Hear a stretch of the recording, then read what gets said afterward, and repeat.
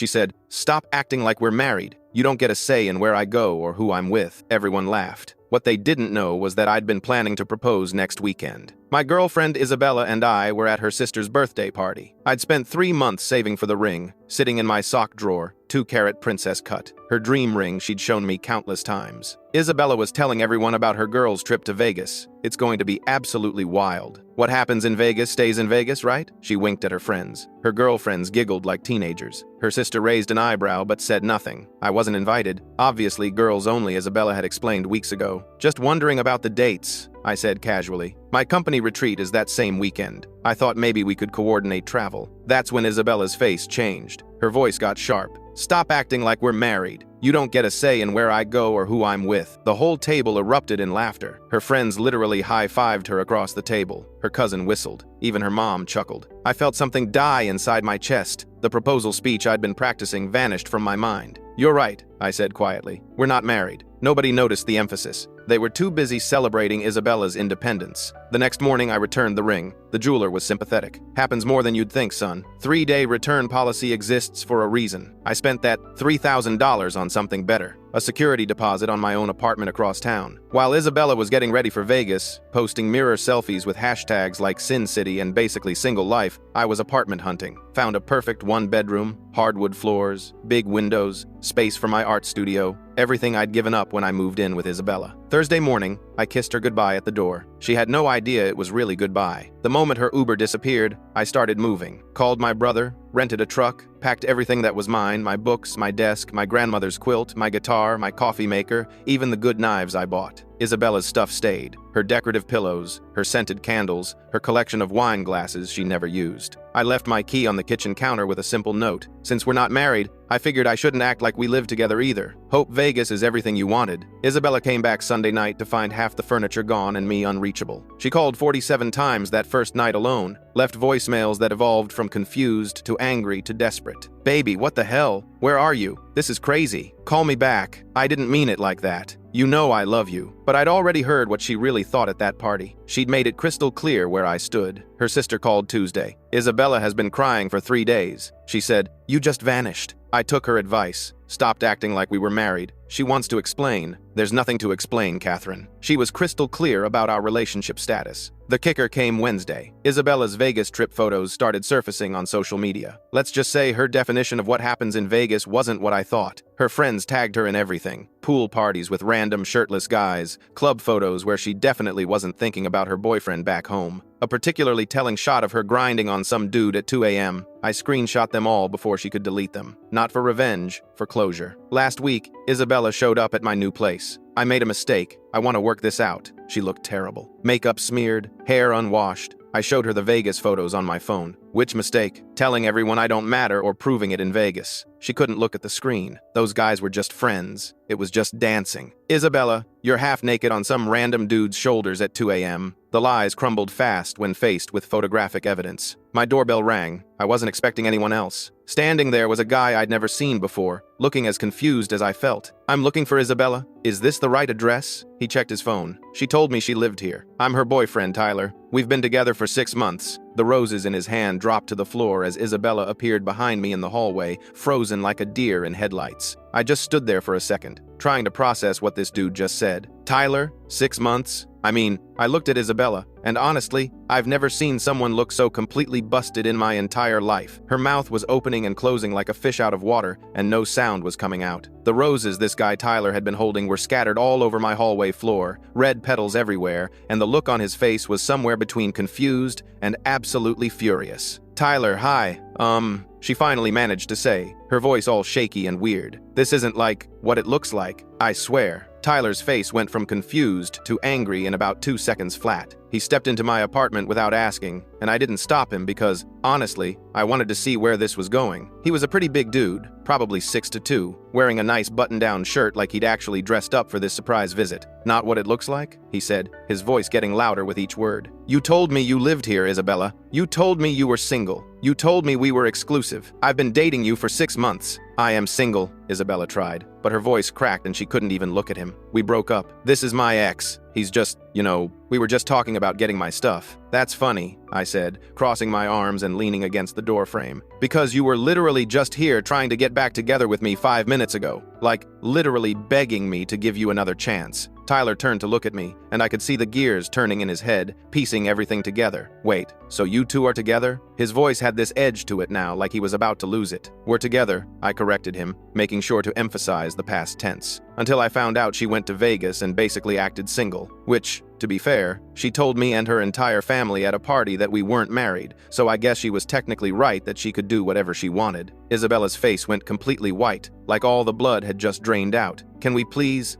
talk about this privately? She was looking at Tyler now, her eyes all watery. This is really embarrassing. No, Tyler said firmly, and I could see his jaw clenching. I drove 2 hours to surprise you with your favorite roses because you texted me last night saying you missed me and couldn't wait to see me. I took off work early. I told my boss it was a family emergency. And you're here with another guy? In his apartment? Look, I just need both of you to calm down, Isabella said, putting her hands up like she was trying to stop traffic or something. And I swear I almost laughed out loud because that's literally the worst thing you can say to angry people, like, ever. Tyler, you don't understand the full situation here. It's complicated. Then explain it, Tyler demanded. His face was getting red now, and a vein was popping out on his forehead. Explain why you've been texting me good morning every single day for 6 months. Explain why we spent last weekend at that bed and breakfast in the mountains. Explain why I have an entire drawer at your place with my clothes in it. Explain that. You have a drawer at her place? I said, because that detail just hit different, It was personal. I looked at Isabella with actual disgust. She made me give up my entire art studio when I moved in with her. Told me we needed the space for her yoga equipment that she never even used. Not once. It's still in the box. Isabella put her hands up higher now, like she was trying to conduct an orchestra or something. Okay, everyone just needs to take a breath and calm down for a second. This is all a big misunderstanding. I can explain everything. Tyler pulled out his phone, his hands shaking a little bit. A misunderstanding? He started scrolling fast, then turned the phone toward me so I could see. These are from 2 days ago. Tell me how this is a misunderstanding. I leaned in to look at the screen. There were like a dozen photos of Isabella and Tyler together, at some fancy dinner with candles and wine, at this hiking trail with a gorgeous mountain view. And then, oh man, one in bed together, for crying out loud. She was wearing this necklace I'd bought her for her birthday 3 months ago, smiling at the camera while Tyler kissed her cheek. The date stamp clear as day said Monday. Monday was when she came to my new place crying, I said slowly, letting that sink in. Monday afternoon, saying she made a huge mistake and wanted to work things out. That she loved me and couldn't imagine her life without me. Tyler's jaw literally dropped. His phone almost fell out of his hand. She did what? When? Like 3 hours ago, I said, checking my watch. Maybe 4 at this point. Isabella started backing toward the door, bumping into my coat rack. You know what? I think I should just go. We can all talk about this later when everyone's cooled off. Oh no, I said, stepping to the side to block her path to the door. You don't get to drop this nuclear bomb and just walk out. Tyler drove 2 hours to get here. The least you can do is explain what the actual hell is going on. Tyler was going through his phone now, scrolling faster, his face getting redder and redder by the second. 6 months, he kept muttering under his breath. 6 whole months of dates and trips and meeting her friends, and she's got a whole other boyfriend this entire time? Had, I corrected again, wanting to make that crystal clear. I'm definitely not her boyfriend anymore. Haven't been for a week. I moved all my stuff out while she was in Vegas, living it up. Moved out? Tyler looked at me with this expression like his whole world was crumbling. You lived together? For 2 years, I said, and I could hear the bitterness in my own voice. At least I thought we did. Shared an apartment, shared bills, shared a bed, the whole domestic thing. Apparently, she also has this other place where you have a drawer. Isabella's face was doing this thing where she looked like she wanted the floor to just open up and swallow her whole. Her hands were shaking, and she kept glancing at the door like she was planning an escape route. I can explain everything if you both just give me a chance to speak. Just let me talk. Please, Tyler said, and his voice was dripping with sarcasm now. I'd absolutely love to hear this explanation. This should be good. She took a deep breath, and I could literally see her brain working overtime trying to come up with some story that would make sense. You could see it in her eyes, the wheels turning. Okay, so, Tyler, you and I are together. That part is real, that's not a lie, but I was with him first. And when I tried to break up with him a few months ago, he got really controlling and possessive and wouldn't let me leave. Excuse me? I said, because that was complete and utter garbage. I literally moved out without even telling you. I took my stuff while you were in Vegas. How exactly is that controlling? Tyler was looking at her now like he'd never actually seen her before, like she was a complete stranger. You told me you'd been single for a whole year before we met.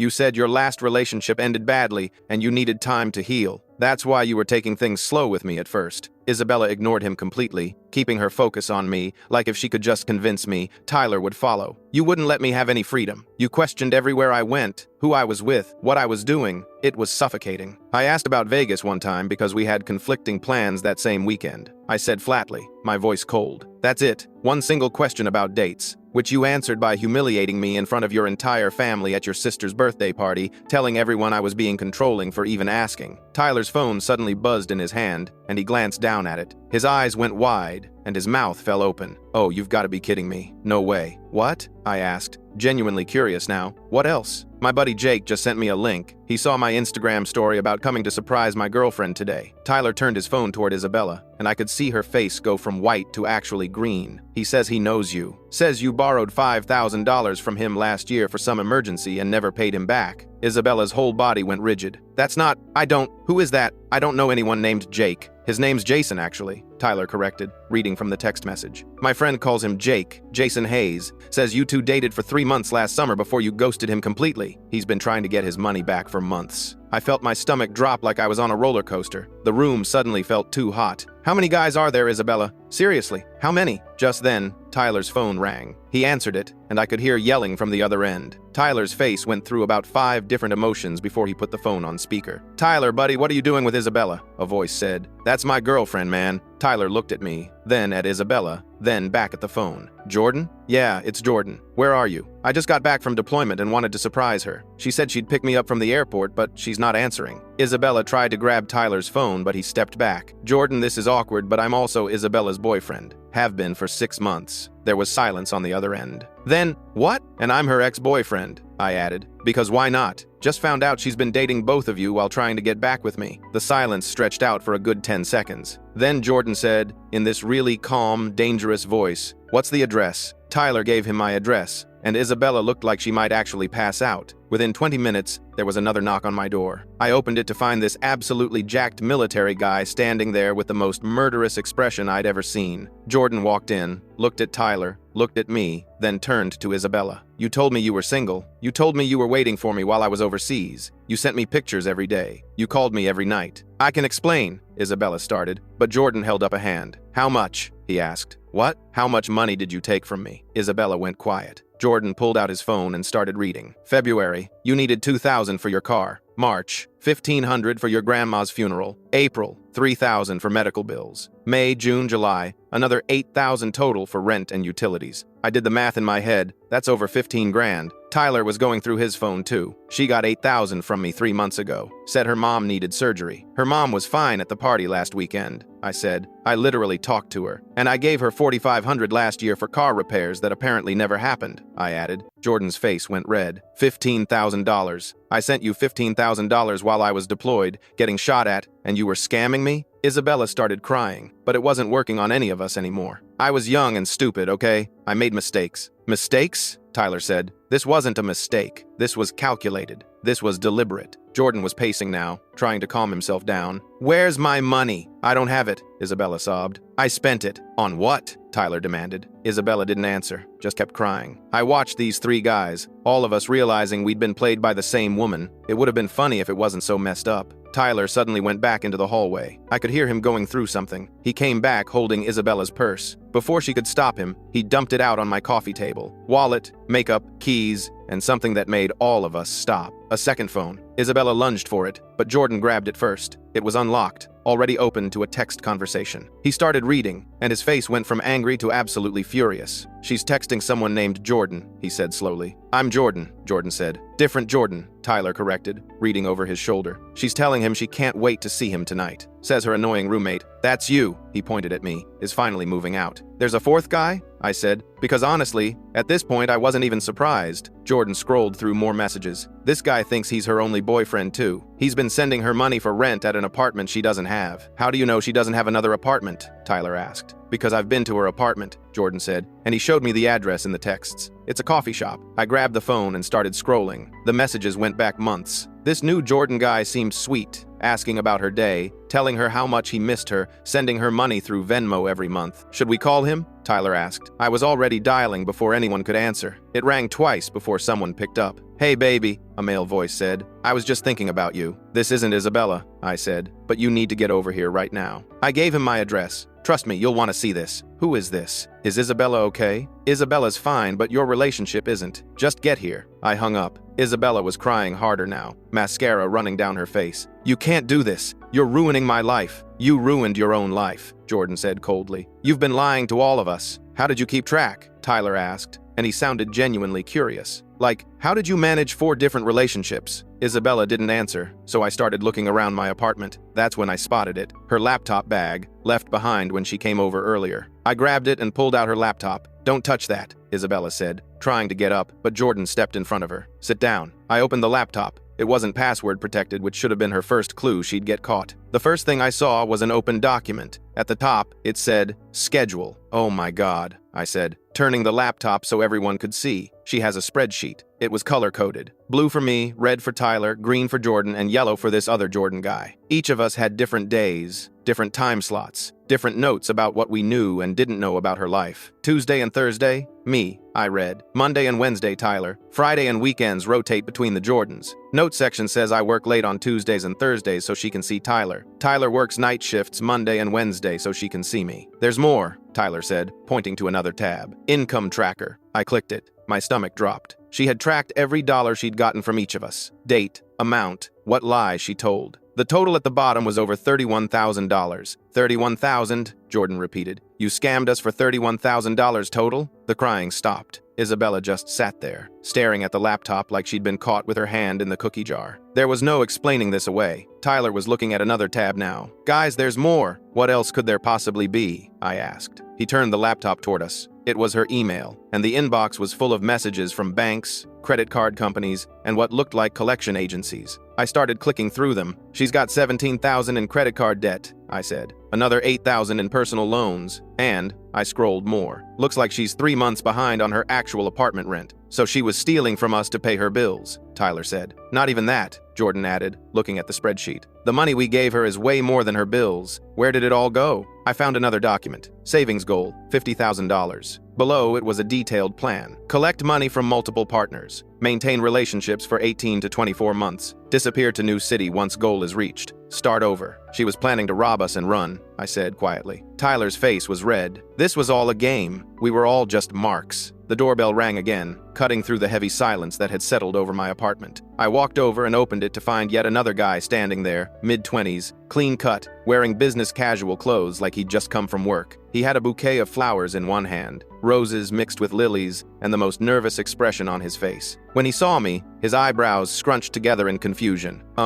Jordan? He asked hesitantly, checking his phone like he might have the wrong address. Original Jordan, the military guy, stood up from where he'd been leaning against my kitchen counter. His voice was flat and tired. I'm Jordan. The new guy's confusion deepened. He looked between all of us. I'm Jordan too, he said slowly. I'm here for Isabella. She texted me this address and said to come over? Of course she did, I said, stepping aside and gesturing for him to come in. Come on in, man. Join the party. You're going to want to be here for this. Jordan number 2 walked in cautiously, like he was entering a trap, which I guess in a way he was. His eyes immediately found Isabella still sitting on my couch, and his whole face lit up for a second before he saw her expression and the 3 other guys in the room. Baby, what's going on? He asked, his voice full of concern. Why are all these guys here? Are you okay? Take a seat, I said, pointing to my armchair. Seriously, you're going to want to sit down for this conversation. I'm confused, Jordan number 2 said, but he sat down, still clutching his flowers. Isabella, what's happening? So over the next 20 minutes, the 4 of us took turns explaining everything. And I mean everything. Tyler showed him the spreadsheet with the color-coded schedule. I showed him the income tracker with the $31,000. Original Jordan showed him the messages on the second phone. We watched Jordan number 2's face go through every possible emotion. Confusion, disbelief, denial, anger, hurt, and finally this devastating realization that everything he thought was real wasn't. When we finished, he just sat there for a long minute, staring at nothing. Then he started pacing my apartment like a caged animal, back and forth,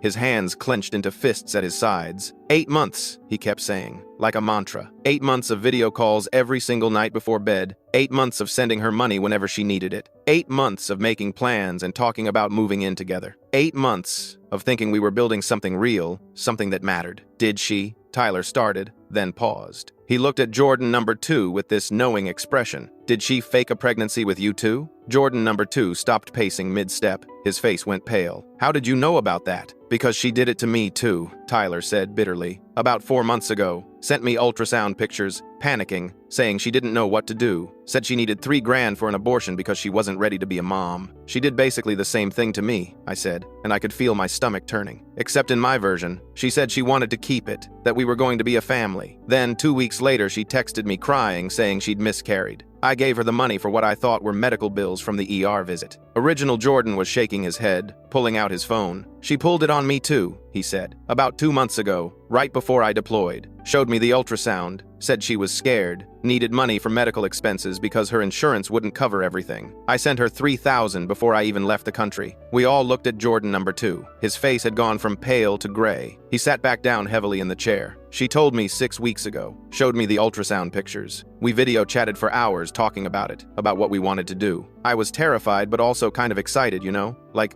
this was real adult stuff. She said she needed money for an abortion and I didn't even hesitate. Sent her $5,000 to make sure she had enough for everything, including recovery time off work. We all turned to look at Isabella, who had gone completely silent during all of this. She wasn't even crying anymore. It wasn't trying to defend herself, just sitting there staring at the floor with this blank expression like her brain had short-circuited. Those ultrasounds, Tyler said slowly, pulling up the photo on his phone. He held it out toward the rest of us. These look really familiar. I pulled up the ones she'd sent me on my phone. They were identical, like exactly the same. Same date at the top, same measurements, same grainy black and white quality, same positioning. Same here, Original Jordan said, showing his screen. Jordan number 2 pulled out his phone with shaking hands. Mine too, he said quietly, word for word the same image. I had a thought. Hold on a second, I said, taking Jordan number 2's phone. Let me try something. I opened up a reverse image search and uploaded the ultrasound photo. The results came back immediately. I just reverse image searched it. Look at this. It's literally the third result when you Google fake ultrasound images. She didn't even try to hide it. Just downloaded the first convincing one she found. Original Jordan was looking at Isabella with pure disgust and something else, something like pity, mixed with rage. You faked being pregnant, he said, his voice low and dangerous. Multiple times. To multiple guys. You made us all think we were going to be fathers. You put us through that emotional roller coaster. For money. Just for money. Isabella finally looked up from the floor, and her face had completely changed. The tears were gone. The vulnerable, scared expression was gone. She looked almost defiant now, her jaw set, her eyes hard. You guys wouldn't understand, she said, and her voice was cold. I had debts. I had bills. I had people coming after me. I did what I had to do to survive. You scammed people who loved you, I said, and I couldn't keep the disgust out of my voice. You made us think we mattered to you. You made us think we were building something real. That's not doing what you had to do to survive. That's being a con artist. That's being a professional scammer. Tyler had been quiet for a minute, focused on his laptop. Guys, he said suddenly, you really need to see this. Like, right now. What now? I asked. Honestly, not sure what else there could possibly be. How much worse could this get? He turned his laptop screen around so we could all see. It was a social media account I didn't recognize. The profile picture was Isabella's face, but the username was different. Something like, Living My Best Life with Bae. The entire feed was full of couple photos, professionally edited and filtered, showing Isabella with all of us in what looked like one single, continuous, perfect relationship. There were photos from dates I recognized, but edited to look like they were all from the same timeline. She's running a couple's influencer account, Tyler said, scrolling down. Look at the follower count. 50,000 people. I leaned in to read the bio. Living my best life with the love of my life. Relationship goals every day. So blessed. Check out my premium content for exclusive couple content. There was a link to some kind of subscription service. She's been using photos of all of us, Jordan said, scrolling through the posts. Look, that's me at that restaurant we went to. That's you, he pointed at Tyler, at that hiking spot. That's him, pointing at me, at the art gallery. That's me again, pointing at himself, in my dress uniform. She's edited them all to make it look like we're the same guy in one perfect relationship. I clicked on the subscription link, my hands shaking. The page loaded. $9.99 a month for exclusive couple content, intimate moments, and relationship advice. She had 213 active subscribers paying monthly. That's over $2,000 a month, I calculated out loud, doing the math, just from this fake account, from fake content about fake relationships. She's been monetizing us. We were content for her. Tyler kept scrolling down through the account. There was a draft post at the top, scheduled to go out next week. The caption was already written. He finally proposed. I said yes to forever with my soulmate. I'm going to be Mrs. Isabella Martinez soon. I can't stop crying happy tears. Dreams really do come true. Check my stories for the full proposal video. There was a photo attached from what looked like a proposal photo shoot, professionally done, with some stock photo model. My proposal, I said quietly, feeling sick. She somehow found out I was planning to propose, and she was going to fake the whole thing for her followers. She was going to monetize my proposal. You're sick, Jordan number 2 said, standing up abruptly. Like, actually mentally sick. This isn't normal behavior. Normal people don't do this. I looked at Isabella, really looked at her, and for the first time since this whole nightmare started, I didn't feel angry anymore. I didn't feel betrayed. I didn't feel hurt. I felt nothing, like I was looking at a complete stranger. Someone I'd never actually known at all. Someone who'd never existed in the first place. You know what? I said quietly, more to myself than anyone else. I'm done being mad about this. She's not worth the emotional energy. She's not worth any of this. Tyler nodded in agreement. Same. I'm just done. Original Jordan just shook his head and walked toward my front door without saying another word to Isabella. His body language said everything that needed to be said. Wait, Isabella said suddenly, standing up from the couch. Her voice was panicked again. Where are you going? You can't just leave like this. Away from you, Jordan said without turning around. All of us are leaving. We're all done with you. You can't just leave, Isabella protested, her voice getting higher and more desperate. We need to talk about this. We need to figure this out. I can explain everything better. I can make this right. There's nothing to talk about, Tyler said, closing his laptop with a sharp snap. You lied to all of us. You stole from all of us. You manipulated all of us. There's no coming back from this. End of story. I'll pay you back, Isabella said desperately, reaching out toward Tyler like she might grab him. I promise I'll pay everyone back every single penny. Just give me time. I'll get a second job. I'll figure it out. Just please don't leave. Please don't tell anyone about any of this. That's when Tyler smiled, and it definitely wasn't a nice smile. It was the kind of smile that made my skin crawl a little. Too late, he said simply. What do you mean too late? Isabella asked, her face going pale. While we'd all been talking and discovering everything, Tyler had been doing something else on his phone. Something that was about to make everything so much worse for Isabella. While we'd been talking, Tyler had been doing something on his phone. He held it up. I posted everything to her influencer account. All the evidence, all the screenshots, all the lies, every single thing. Isabella's face went white. She grabbed her phone,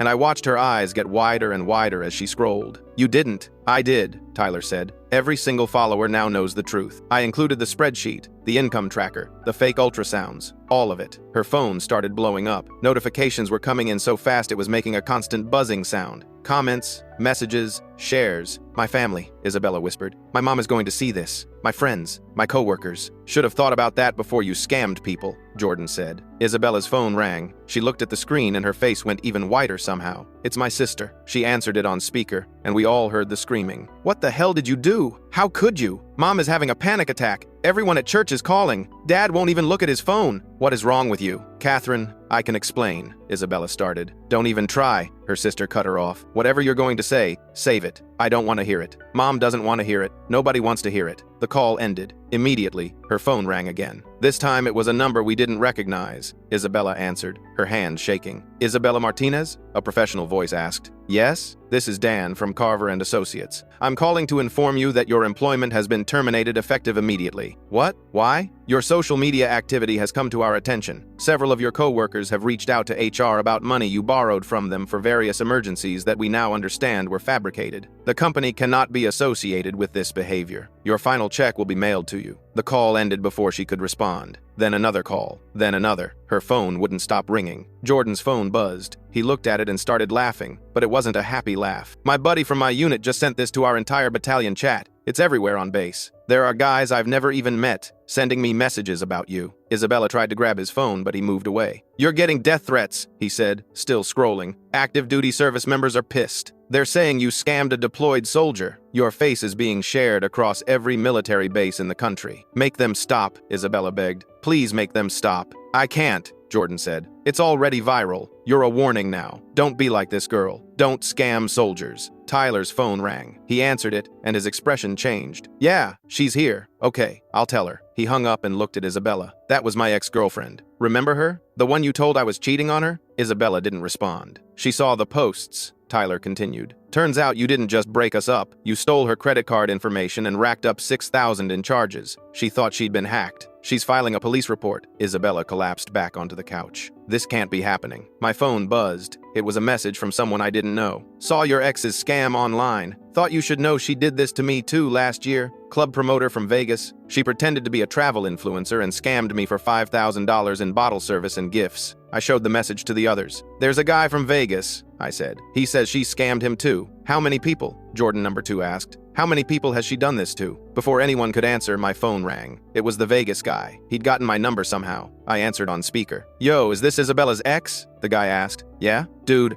I'm posting everything. I got videos of her from Vegas. Her getting blackout drunk, being carried out of clubs, the whole thing. My followers need to know about girls like this. I hung up and looked at Isabella. He has 200,000 followers, I said. Her phone kept buzzing non-stop. The comments on her account were absolutely brutal. Thousands upon thousands of people calling her every name imaginable and worse. Scammer, liar, con artist, gold digger, manipulator. The really creative ones were calling her a professional heartbreaker and comparing her to famous scammers from history. Her follower count was dropping so fast I could watch it in real time, refreshing every few seconds, down to 45,000, then 40,000, 38,000, 35,000. People were unfollowing her and then coming back just to leave hateful comments before blocking her completely. There was a loud, aggressive knock on my door that made all of us jump. I walked over and opened it to find an older woman standing there, maybe in her 50s or 60s, with graying hair pulled back in a bun and wearing what looked like church clothes. Her eyes were red and puffy from crying, and she looked absolutely devastated. Isabella, seeing who it was, started crying again. These big heaving sobs. Mom, Isabella said, scrambling up from the couch. Mom, please, I can explain everything. It's not what it looks like. These guys are lying about me. The woman, Isabella's mother, held up her hand to stop her daughter from coming any closer. Her voice when she spoke was cold and hard in a way that only a deeply disappointed parent's voice can be. I don't want to hear it, she said flatly. I don't want to hear your excuses or your lies. Your father and I drove 2 hours to come here and tell you this in person because you deserve to hear it face to face. Mom, please,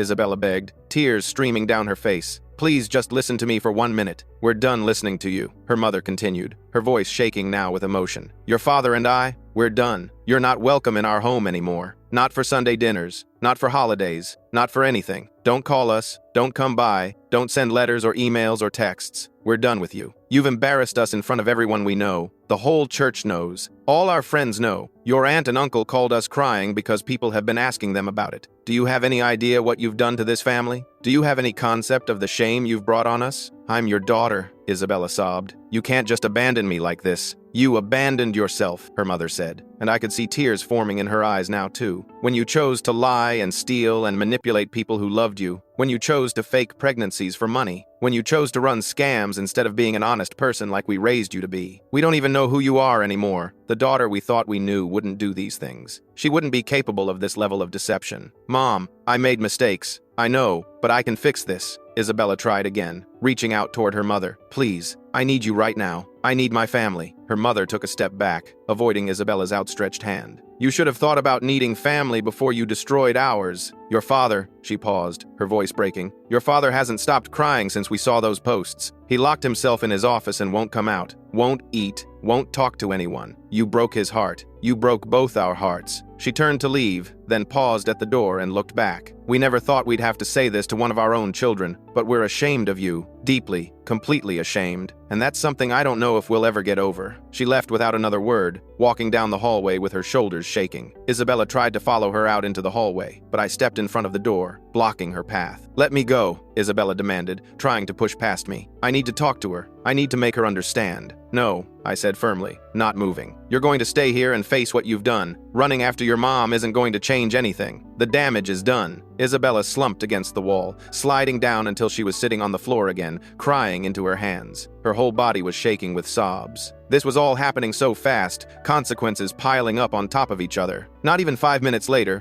there was another knock on my door. This time it was an older man, probably in his 60s, wearing a brown suit that had seen better days and carrying a briefcase. He had this stern, no-nonsense expression that immediately said, "Business. Isabella Martinez?" he asked, looking past me into the apartment. "Yes," Isabella said weakly from her spot on the floor, not even bothering to stand up. "I'm Mr. Patterson, your landlord," the man said, stepping inside without invitation. "We need to have a discussion about your rent situation, and it can't wait any longer. Can this please wait?" Isabella tried, her voice desperate and thin. "I'm dealing with a lot right now. Can we talk about this next week, maybe?" "No, it absolutely cannot wait," Mr. Patterson said, his voice getting stern. "You're 6 months behind on rent, Miss Martinez. 6 full months. That's $9,000 you owe me. I've been patient. I've sent you emails, left you voicemails, sent certified letters. You've ignored every single one. But I just saw something very interesting online about an hour ago that explained a lot about where my rent money actually went. I've been giving her rent money every single month, I interjected, looking at Isabella with disgust. Every month like clockwork. I gave her my half of the rent for our shared apartment. Clearly, she wasn't using it for rent, Mr. Patterson said dryly. He pulled an official-looking document from his briefcase. This is an eviction notice, effective immediately. You have until 5 p.m. tomorrow to remove all your belongings from the premises. After that, anything left behind will be disposed of, and I'll be changing the locks. Wait, tomorrow? Isabella said, panic evident in every word. That's not enough time. I need at least a week to find a new place and pack everything. You had 6 months to pay your rent, the landlord said without sympathy. Consider yourself lucky I'm giving you until tomorrow, instead of having the sheriff escort you out tonight. And just so you're aware, I'll be filing a lawsuit for the back rent, plus late fees, plus damages. You'll be hearing from my lawyer. He handed Isabella the eviction notice and left without another word. Isabella looked at the document in her hands like it was written in a foreign language she couldn't understand. Her hands were trembling so badly the paper was shaking. Tyler's phone buzzed again. He looked at it and his frown deepened. All 3 of the banks where I have shared accounts with her are calling me, he said. They want to know about fraudulent charges they've flagged on the accounts. Someone's been making purchases without authorization, apparently. I reported the fraudulent charges she made using my cards, I said. Called my bank first thing this morning when I saw the Vegas photos. Told them my card information had been compromised. Same here, both Jordans said at almost the exact same time, then looked at each other. Isabella suddenly tried to pull out her credit card from her wallet, her hands shaking. She handed it to the clerk at an imaginary counter, then her face fell. Declined, she whispered. She tried another card from her wallet, holding it up to look at it. Declined. She tried a third one, then a fourth. Also declined. All declined. All my accounts are frozen, she said, and the panic was really rising in her voice now. How am I supposed to book a hotel? How am I supposed to eat? How am I supposed to get gas to drive anywhere? You're not, I said simply, stating the obvious truth. You have no money because all your cards are frozen, pending fraud investigations. You have no job because you just got fired an hour ago. You have no credit because everything's been reported. You have no family willing to help you because your own mother just disowned you. And after everything that's been posted online with 50,000 people seeing it, you have no friends either. Nobody's going to take your calls. The total damage, Tyler said slowly, pulling up the spreadsheet one more time on the laptop to double-check his math, is over $50,000 across all victims just in this room. That's not including whatever you owe to other people we don't know about. That club promoter in Vegas, those co-workers at your job, who knows how many others. Isabella's phone rang again. She looked at the caller ID and didn't answer, just let it go to voicemail. It rang again immediately. Different number, then again, and again. The voicemail notifications kept piling up faster than she could possibly listen to them. Angry messages from people she'd scammed that were just now finding out. Threats from complete strangers who'd seen the viral posts and wanted to tell her exactly what they thought of her. Messages from her family members disowning her one by one. Friends telling her to never contact them again, and that they should have known better than to trust her. I need to pack, Isabella said suddenly, standing up from the floor with effort. Her legs looked shaky and unstable. I need to get my things from my apartment before tomorrow at 5. I have less than 24 hours. None of us moved to stop her as she gathered her things from my apartment. She grabbed her laptop with trembling hands, shoving it into the bag. Both phones went into her purse, her wallet, her keys, the eviction notice, which she folded up and stuffed in her back pocket. She walked toward my door like she was walking to her execution, each step heavy and slow. She paused at the door, turning back to look at all 4 of us standing there. Her makeup was completely destroyed, black streaks running down her face. Her eyes were red and swollen. Her hair was a mess. She looked like a completely different person from the confident, put-together woman who'd walked in here a few hours ago. I'm sorry, she said, and for the first time since this whole disaster started, she actually sounded genuine. Her voice cracked on the words. I know that doesn't mean anything now, and I know you won't believe me, but I really am sorry. I never meant for things to go this far. I never meant to hurt people like this. No, you're not,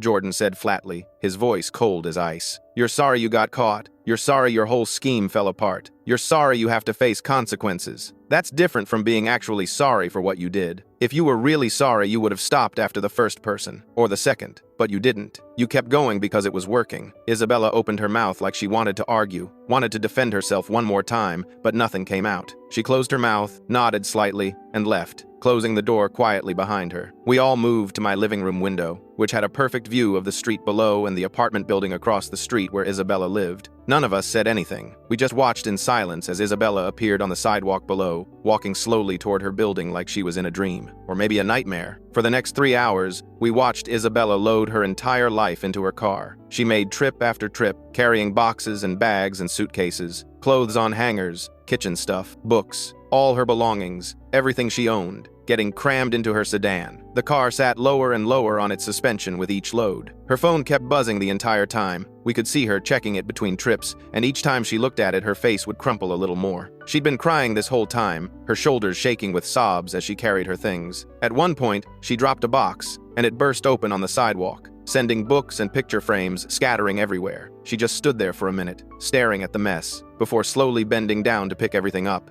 A few neighbors came out to watch, probably having seen the viral posts. Some of them were filming her on their phones. One woman actually yelled something at her that we couldn't quite hear from up here, but it made Isabella flinch and move faster. When Isabella finally finished loading her car around 7 p.m., she climbed into the driver's seat but didn't start the engine right away. She just sat there for what felt like forever but was probably 15 minutes, her hands on the steering wheel, staring straight ahead at nothing. Through the window, we could see her phone screen lighting up over and over with incoming calls and messages that she wasn't answering. Her whole life falling apart in real time. Everything she'd built on lies crumbling into dust, and there was nothing she could do to stop it. "What happens now?" Jordan number 2 asked quietly, still watching from the window. "Where does she even go?" "She lives in her car," Tyler said, stating what we all knew. "She has nowhere else to go. No money for even a cheap motel. No credit cards that work. No family willing to take her in after what she did. She'll probably end up in a Walmart parking lot or maybe one of those 24-hour gym parking lots." "Good," Original Jordan said simply, and his voice had no sympathy in it whatsoever. Nobody disagreed with him. We'd all been victims of the same scam. We'd all lost money we couldn't really afford to lose. We'd all been emotionally manipulated and lied to for months. I watched Isabella finally start her car. The engine coughed a couple times before turning over, which made sense since she probably couldn't afford to get it fixed properly. She pulled away from the curb slowly, probably heading to a Walmart or Target parking lot somewhere to figure out where she could safely sleep in her car. Living out of her vehicle with 50,000 former followers who now knew exactly what kind of person she was, her face and name spread across the internet as a warning to others. The military community had her blacklisted. Her family had disowned her. Her job had fired her. Her friends had abandoned her. Her credit was ruined. Her reputation was destroyed beyond repair. My phone buzzed in my pocket, pulling me away from the window. It was a text notification from the jewelry store. "Your ring refund has been processed. $3,000 has been deposited to your account. Thank you for your business, and we're sorry things didn't work out."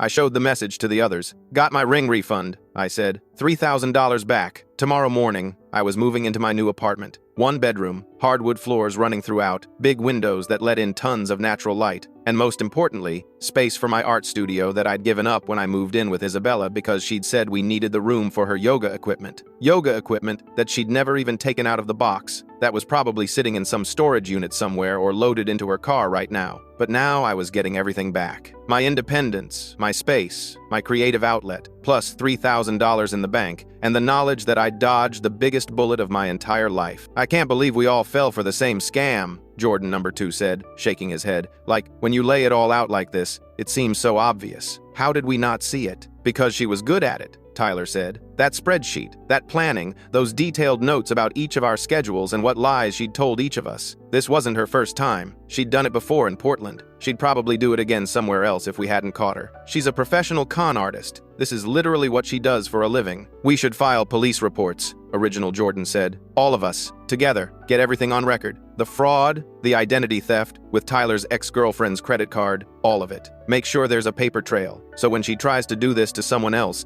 they can look her up and see her history." The 3 of them started talking about police reports and lawyers and lawsuits, comparing notes about exactly how much money each of them had lost and what charges might stick. I walked away from the conversation, going back to stand at my window. Isabella's car was long gone now, disappeared into the evening traffic, just another set of taillights heading toward an uncertain future. I pulled out my phone and blocked Isabella's number. Every contact method I had for her, blocked and deleted. Then I opened up my photos and started going through them, deleting every picture of us together. At the beach, at her sister's wedding, at my company Christmas party, her birthday dinner, That weekend trip we took to the mountains. All of it. Gone. Deleted. Like she'd never existed in my life. I saved a few screenshots of the evidence, the spreadsheets and messages and social media posts, and backed them up to 3 different places, just in case I needed them for any legal proceedings. But the personal stuff, the memories of what I'd thought we had together, all of that was getting erased. Then I closed my door, shutting out the view of the street, shutting out the memory of watching her drive away with her life in boxes. Behind me, I could hear Tyler, Jordan, and Jordan comparing notes, their voices low and serious as they planned their next steps, filing reports, talking to lawyers, making sure Isabella faced actual legal consequences for what she'd done, not just social consequences. Somewhere out there in the city, Isabella was sitting in her car in some parking lot, probably crying as her phone exploded with hundreds of angry messages from people she'd scammed over the years. Former followers sending death threats, military members promising to make her life hell if she ever showed her face near a base, her former co-workers demanding their money back, strangers who'd seen the viral posts, telling her exactly what they thought of scammers and con artists, all of it crashing down on her at once. The weight of every lie she'd ever told finally catching up to her. I didn't feel bad for her, not even a little bit, not a single ounce of sympathy. She'd made her choices. She'd chosen to lie and steal and manipulate people who genuinely loved her. She'd chosen to fake pregnancies for money. She'd chosen to run elaborate cons instead of just being honest. She'd chosen to use people as marks in her schemes. And now she was facing exactly what she deserved. The full weight of consequences she'd been avoiding for years was finally landing on her all at once, and there was no one to blame but herself. Make sure to click on the screen to watch other stories.